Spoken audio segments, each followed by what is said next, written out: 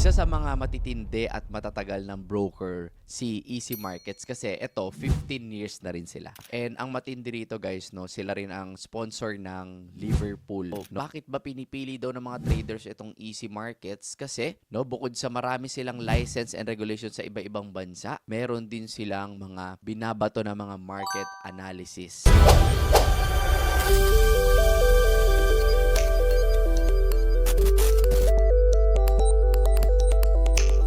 What's up mga kabit, Marvin Favis here, and of course kakauwi lang natin galing Boracay for 4 days kaya medyo nangitim ako, pero itutuloy natin yung napag-usapan natin before na magche-check tayo ng mga brokers na pwede natin gamitin to diversify no yung ating mga portfolio, and of course makita kung ano ba yung mga advantage at disadvantages ng bawat exchange na yan, ano yung mga good points nila at yung mga mako-compare natin, ano yung mga accounts na magaganda, ano ba yung mga credible, secured ba ang funds mo and all. But this time guys, no, isa sa mga matitindi at matatagal ng broker si Easy Markets kasi ito 15 years na rin sila. So marami na tayong na-check, may 19 years, may 15 years, may 17 years, may 12 years, may 7 years. So ito 15 years na sila, and ang matindi rito guys, no, sila rin ang sponsor ng Liverpool. No, kung nanonood kayo ng mga games na football, yan. Ako kasi hindi ako masyadong nanonood. Although nakapanood na ako before nung nagpunta ako sa Manchester, ayan. Pero sila Liverpool. Ito nakikita nyo sa likod ko, no? Ngayon, ayoko na masyadong habaan tong video natin.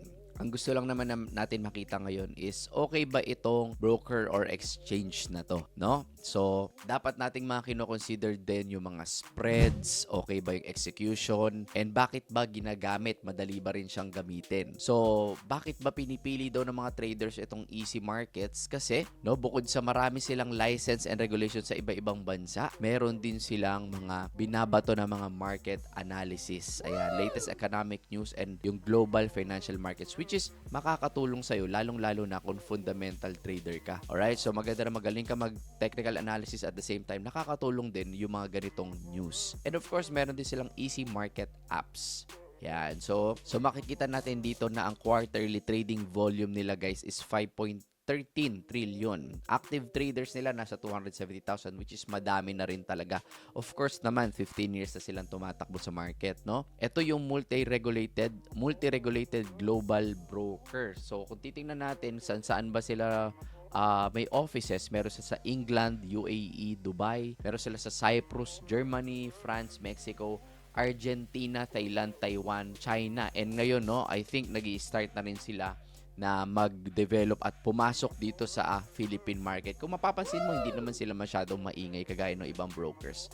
Maybe nakafocus sila sa iba-ibang countries. And now, no, napapansin na rin nila tayo.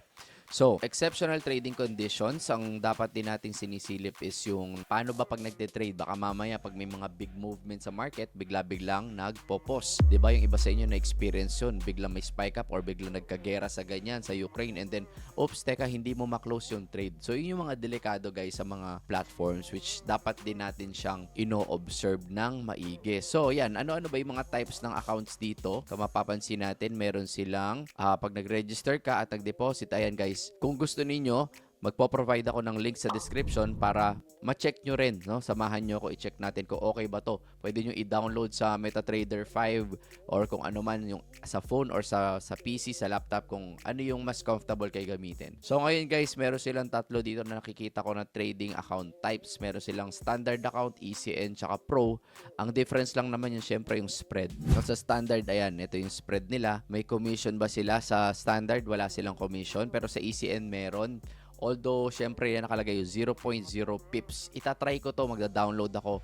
Tapos, kakabitan ko rin to ng bot para makikita natin. Kasi yung ginagamit ko kasi na AI, mas walang spread, mas konti yung spread, mas okay. Mas maganda yung mga execution ng bawat trades niya, lalo na kung gumagamit ka ng EA. Yung Pro nila dito, mapapansin natin, is, ano rin siya, oh, 0 din. 0 pips din. Pero 0 commission din. Oh, yun ang okay, no? Kasi itong ECN nila, merong 0 pips sa spread, pero may commission. Dito naman sa Pro is wala. So, Silipin natin, difference. Kaya lang, ang difference pala sa Pro nila, minimum deposit is 5,000. So, pwede mong gamitin to as long as ito yung minimum na deposit mo. Dito kasi meron siya 1.5 lot per side. Alright? So, leverage lahat sila up to. Ibig sabihin, hindi mo naman kailangan gamitin yung 1:1,000, pero up to 1:1,000 yung leverage sila. Alright? Minimum deposit, ito yan, $10 lang. Pwede ka nang mag-trade sa kanila. Maximum total orders, unlimited. Maximum volume per open race is 50 lots. And then, margin call 50%, 30% stop out. Okay? So, swap free. Ito, importante rin to. Check dito, wala. Okay? Negative balance protection. Alright, meron sila. Ultimate ecosystem. Ito na yung mga pinag-usapan natin kanina. Nasilip naman natin siya isa-isa. Try to learn, master it. Pwede kayo mag-demo account din dito sa Easy Markets kung gusto niyo. And then, kung gusto nyo mag-create ng account, mag-login lang kayo. Of course, mag-register muna kayo. Ay dyan, may link sa description kung gusto nyo subukan. No, bakit ba tayo gumagamit ng madaming platform? Like ako, for example. No, ang reason lang naman is gusto ko i-diversify yung fund ko. Kahit gaano kaganda yung broker, syempre, ayoko naman i-boost lahat ng fund ko sa isang broker lang. Gusto ko naka-diversify siya. For example, meron ako 100 million. Kahit tig 5 million.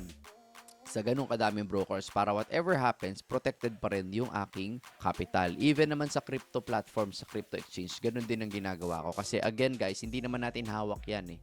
'Di ba? Wala tayong hawak sa mundong ito. Kaya kumbaga, yung safety and security nasa sa atin din kung paano natin siya gagawin. So ayan, you can make your account and then mag-KYC kayo, no? Submit lang kayo na ID sa akin kasi kaka-submit ko lang. So you can also deposit at I think Dragon Pay, pwede sila ng Dragon Pay, e-wallet, crypto, pwede rin naman 'yan, international wire transfer, credit, debit card, pwede. Gatepay, ano to? Gate.io yata to, no? So yan, bank transfer. Meron din PHP, instantly deposit. So, madali lang din naman mag-deposit dito. So, di ba, iniintay ko pa naman yung KYC ko and then after nito, pwede ko na siyang subukan. And at the same time, guys, ayan, may copy trading din sila. May copy trading, may signal. So meron din siguro sila mga traders sa loob. Pero again, bago kayo magka-copy sa mga ganito, make sure to analyze yung kanilang stats. Okay, tingnan nyo muna yung mga trader. Tingnan nyo yung history ng trades nila kung okay ba yung kanilang monthly results. Kasi kung hindi, baka mamaya mag-copy lang kayo na mag-copy porket nakita nyo na malaki yung percentage dito, kopyahin nyo na. Dapat guys, medyo ina-analyze nyo na maigi. Check nyo yung mga trades nila. Baka mamaya too risky. Yung drawdown nila baka masyado malaki. So, yun ang mga dapat nyo rin tinitingnan. So, tingnan rin natin itong Easy Insights kasi sabi nila nagbibigay daw sila ng news. So, meron ditong sentiment analysis, trade ideas, economic calendar, at kung ano-ano pa. So, yun lang guys, no? Mabilis lang naman yung ating pagsilip dito sa Easy Markets. Meron din sila dito mga stocks, no? So, basically, you can trade forex, crypto, stocks dito sa Easy Markets. Ang importante, napakatagal nila, 15, no? Hindi ako nagkakamali. 15 years na raw sila dito na nag-e-exist sa mundo. Marami na rin silang mga awards, guys, no? Most Trusted Broker ng 2025, Forex Expo Best Customer, and kung ano-ano pang mga award. Ayan guys, no, medyo nararamdaman ko na yata magkakasakit ako kasi umuulan, nabasa ako ng ulan at napakalakas din ng ulan talaga kahit doon sa Boracay. So yan, pinilit ko lang to isiksek and I think later magla-live ako sa YouTube. So tingnan natin, meron tayo mga campaigns and promos. So yun lang guys, sinilip lang natin to and first silip pa lang natin to sa Easy Markets and then itetest ko siya kung maganda ba talaga mag-trade dito or kabitan ng bot. So yun lang, salamat sa pagsama. Kung gusto nyong i-check din siya, may registration link dyan sa description para masilip nyo ano ba tong Easy Markets na to. Yun lang, thank you so much sa time ninyo guys and God bless.